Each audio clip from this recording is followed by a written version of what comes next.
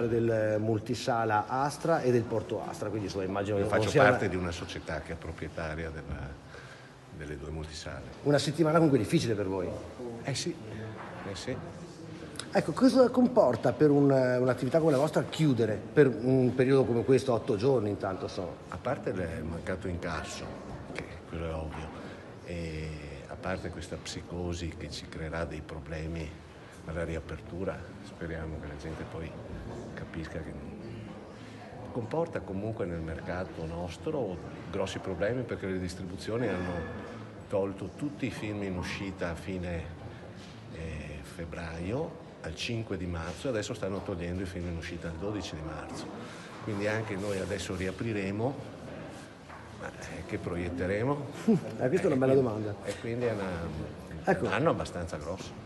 Ci si domanda naturalmente come si fa a intervenire in questi casi, no? Lasciare che le attività siano aperte oppure limitarle perché così le persone insomma non si ritrovano in grande aggregazione. Ma per voi insomma che vivete questo tipo di situazioni dall'esterno, insomma, cioè da gestori, qual è secondo voi la soluzione migliore che bisognava proporre o trovare?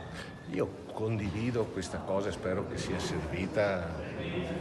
Altre soluzioni non c'erano. Chiudere tutto per lei è sensato? Diciamo che aveva un senso, poi il discorso si diventa più ampio, non riguarda solo noi, riguarda tutti in generale, forse si poteva non farlo, però nel momento in cui hanno preso questa decisione, cioè, insomma, tutti i cinema nella Lombardia del Veneto hanno chiuso. Ecco, senza farli i conti in tasca, perché insomma magari non è proprio gradevole, però insomma, più o meno quanto perde un'attività come la vostra stando chiusa su una settimana? Perde, noi abbiamo già fatto dei conti, senza pensare a quello che potrà essere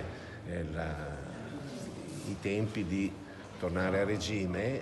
Dovete tenere presente che il periodo febbraio-marzo non è gennaio, ma comunque il mese di febbraio per noi è un 13-14% dell'intera annualità.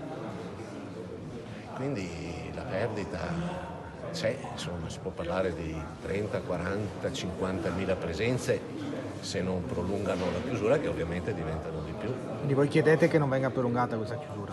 No, io non chiedo, vorrei saperlo, basta, poi probabilmente è giusto che non venga, penso sia giusto che non venga prolungata, per opinione mia personale.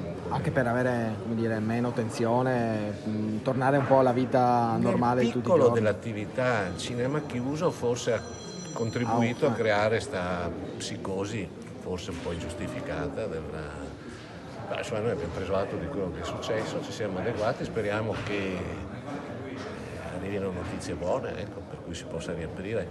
Stiamo ragionando anche di fare una serata speciale per la riapertura? Per la riapertura, una specie di festone, una serata a prezzo bassissimo, una cosa così. È finita la guerra. Un corona party. Ecco, però, ecco, vediamo. Poi ci sarà penso che da qui a rivedere le code alla cassa ho paura che sia molto lungo il periodo. Insomma.